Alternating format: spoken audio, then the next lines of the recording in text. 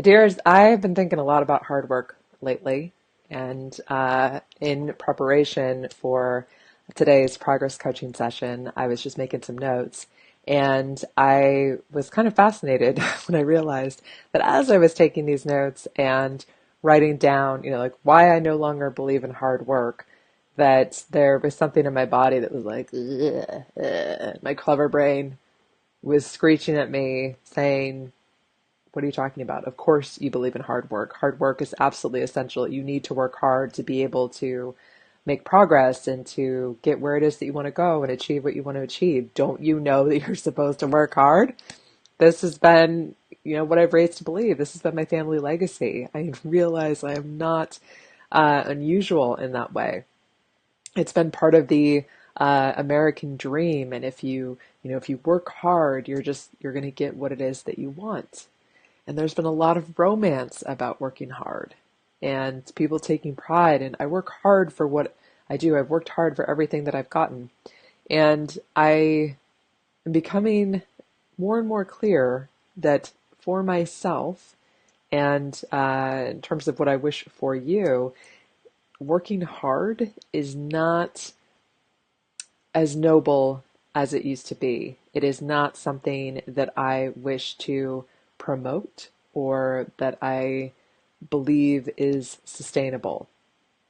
And I think the connotation of working hard has this underlying fear about it that it doesn't seem to account for this idea of working smarter or working together, bringing in other resources, being able to shift things so that you're not just pushing and grinding, but that you're using your creativity and your resourcefulness, your intellect, to be able to accomplish what it is that you want to accomplish without working so damn hard. Because working hard is exhausting. And I was reminded of this recently when I was kind of exploring Time to Win, which is a ongoing series that I do. It's an opportunity for us to come together into these virtual power hours, which happen on a daily basis up until this point. It's been Monday through Friday at 9 a.m. and 3 p.m. Pacific.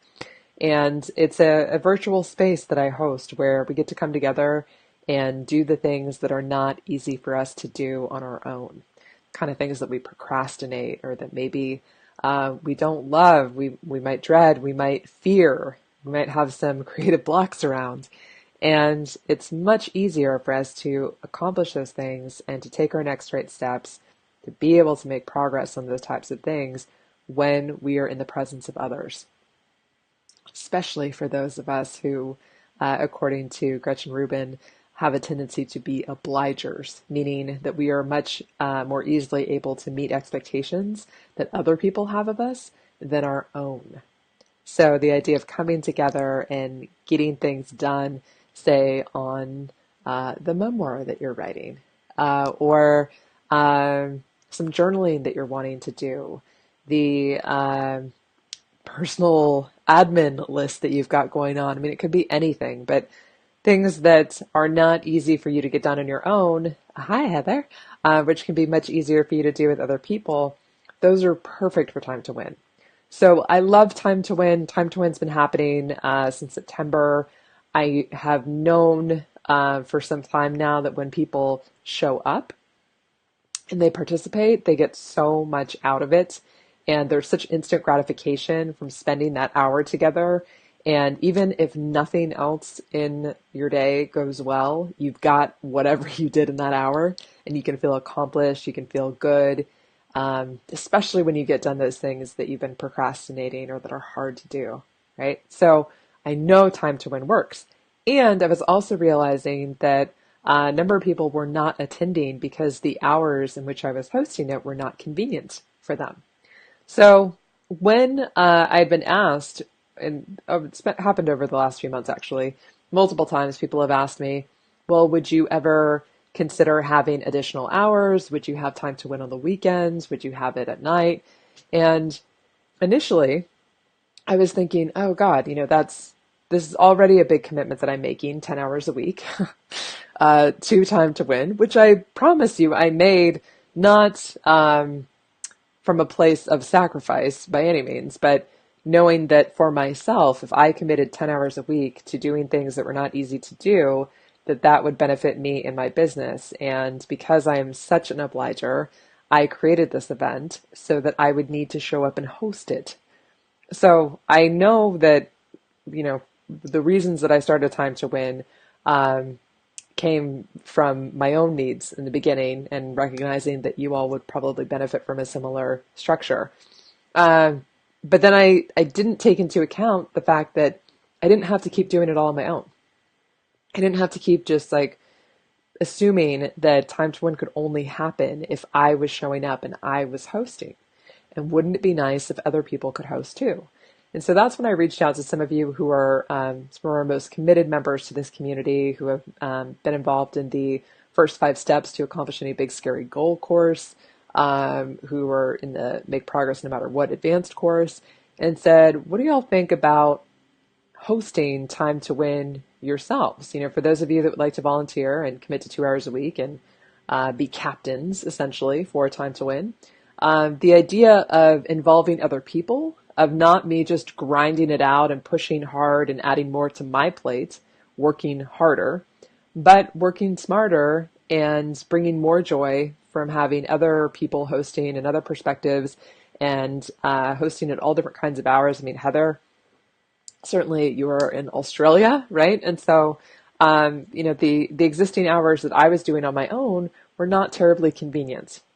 But being able to have a number of other people come in and be captains and be able to contribute and benefit from Time to Win in the way that I've benefited from it, meaning setting hours that were convenient to my schedule so that I could show up and create a space for other people to win. Now allowing other people the opportunity to do the same is just something that benefits everyone. Like everybody wins from having this opportunity, from having more and more captains to have more and more hours for Time to Win. It just creates more opportunity. And it feels lovely. It's fun for me to see people get excited about hosting. I see them excited to be able to create a space where other people can come and be part of it as well. Excuse me, Heather. I'm so sorry. You are in New Zealand, next door to Australia, of course. Oh, sorry, dear. So yeah, similar though in terms of that time zone challenge.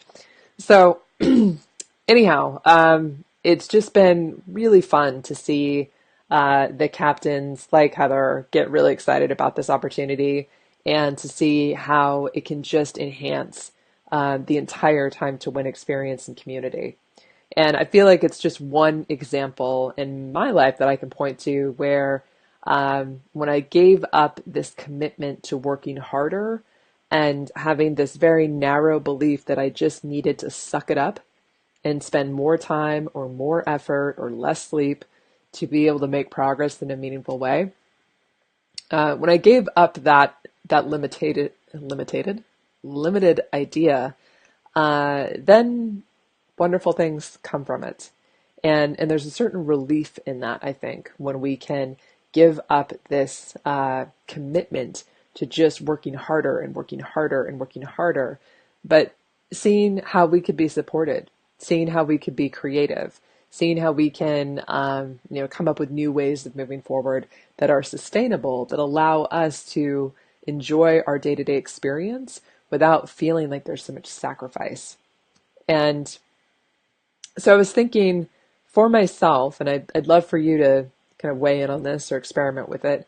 But when I find myself, hearing that sort of clever brain chant of you've just got to work harder, you've got to work harder, you've got to like buckle down and stop, having fun and just, suck it up. Stop being such a pussy. I mean, it's kind of a crude thing to say, but that's what my clever brain says. So when I hear that kind of internal chatter and this insistence that I just need to work harder, I now view it as a signal. It is not a sentence. It is not a you must do this. It is merely a signal for me to notice that I have reach the capacity of whatever strategy I'm using, whatever way I'm going about making progress. But it is then a sign for me to be more creative. It's a sign for me to talk to other people, to ask for different perspectives, to invite people to participate and to join me in whatever it is that I'm trying to create, rather than trying to do it all on my own. And I think that a lot of us who are used to being very responsible, who are used to leading, who are used to just getting out there and getting it done, that we can get a bit out of balance. And that we might think that, okay, because this worked for a period of time, or because it worked in this situation, we just need to do more of that. And doing more of it is going to yield more progress. Except it doesn't really work that way. After we exceed a certain capacity, doing more is not going to be more beneficial. It's really paying attention to your body, to your mind, to your feelings, and noticing when you have started to reach capacity for that particular strategy, for that particular tactic or way of going about accomplishing something. This is a normal part of growth. And I, as a business owner, I can certainly appreciate that the things that I was doing that got me here are not sustainable, not things that I'm going to be able to continue doing. I have to adapt and grow. I have to change the way I'm doing things. I have to, be more mindful of how I'm spending my time and energy. And I imagine any of you that are either in business or in any kind of creative pursuit, where you are leading some sort of effort, you can appreciate that it's a natural part of progress and growth, that when we have grown to full capacity on one level, then it's time to go to the next level and create a new opportunity. So all of this is to say is that my encouragement, my wish for you is to notice where in your life you feel like you have just been working hard, and your clever brain is wanting to convince you that you just need to work harder, that you just need to put in more hours, that you need to try harder, that you need to push harder, that you need to cut back on sleep or personal time, relaxation, any of the joys of life, because you've just got to get serious and, power through. Any of those areas, I would encourage you to just take a minute and consider, what if it wasn't about working harder? What if you chose not to have that be a potential solution, but instead looked for, how can you make this easier? How can you have this take less time? How can you have it take less energy from you personally? What would that solution look like for you? And what kind of tweaks and adjustments can you make as you go to have yourself enjoy the process even more? To not take so much energy, to not take the full responsibility of all of the things and put it on your shoulders alone. It's not noble. And I spent decades of my life believing that it was noble, believing that that was evidence that I was stronger, when in fact, it's not strength, it's stubbornness. It's coming from fear. It's believing that other people aren't capable of supporting you, or that if you were to ask for support or to allow for support, that would somehow mean that there was something less than about you. It's all clever brain bullshit, because your clever brain doesn't want you to recognize that by empowering other people, you empower yourself. That by inviting other people to share the load and to share the work, that it would be actually really useful for helping you grow forward. That really good things come from that. But your clever brain doesn't want you to know that, doesn't want you to remember it. So your clever brain will want you to stay focused on this very limited view where it's all on you. You are the only person that can do it. You're working harder than everybody else, but it's still not enough. And so you need to work harder. And, it just gets to be this kind of mental labyrinth that clever brain erects to keep us kind of going in circles, but never really getting out and never really going forward. So That is one thing that I have been learning lately and keep seeing examples of in my life. And I would love for you to be on the lookout for that and see how that's working in your life. And love for you to share any ideas or examples where you've noticed that you found a new way forward. Instead of just working harder, you're working smarter, you're being more creative, you're creating community, you're allowing support, you're empowering other people to be part of whatever it is that you've got going on. Um, that's where I think it gets exciting and really magical. And that's where I think everybody wins when we start to think about more than just working hard. Because, progress does require us doing hard things, things that require courage, that require faith, that require us to be vulnerable. Those are not easy things to do. But doing those things doesn't mean doing hard work. And in fact, I think just working hard and trying to power through it and just working longer hours or increasing the intensity is actually a great way to avoid doing some of those hard things, like being brave and being vulnerable and really saying what's true. So, those are my thoughts for you today, loves. Love for you to be curious about that and what that might look in your life, like in your life. And I will look forward to being back with you next time, where we'll have some more progress coaching or some 10-minute trainings. Those are kind of a new thing that I've been experimenting with. And I'm also excited for you to check out Time to Win. Another new thing that I've decided to do and just announced today is that you'll be able to do a 7-day trial of Time to Win for those of you that have not tried it yet in celebration of these new expanded hours, which are going to continue to expand. And we have a calendar that shows you all of the available hours for winning. That calendar will continue to be updated, and based on the commitment that I have from the captains, it looks like instead of just having about 10 hours a week that were all hosted by me, we're going to have probably about 30 plus hours a week that will be hosted in addition to me, about 10 other captains. So really exciting. That's like triple the winning. And you get to try it out. You get to sign up for the 7-day trial. It's at no cost to you. After that, the current membership price is $97 a month.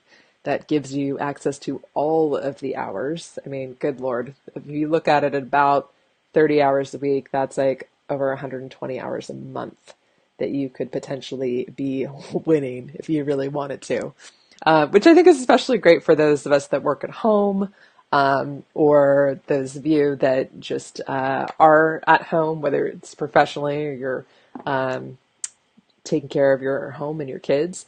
You have an opportunity to connect with others.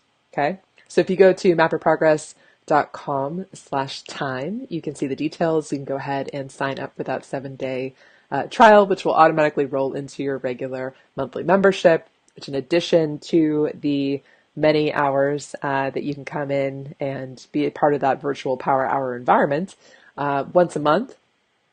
Typically the first Friday of each month, I do a group coaching live for members of Time to Win. And you have an opportunity to ask questions, to receive coaching by me on anything that you want. And all of those group coaching calls are recorded and then available in the membership area for anyone to listen to and review and kind of learn through other people as well. Okay, dears? So great to be with you. Look forward to seeing you soon and hope that you will give Time to Win a try and check out those expanded hours, because when we come together and make it easier for each other to do hard things, everybody wins. All right. Would love to have you be a part of that. I will see you next time, dears. Bye.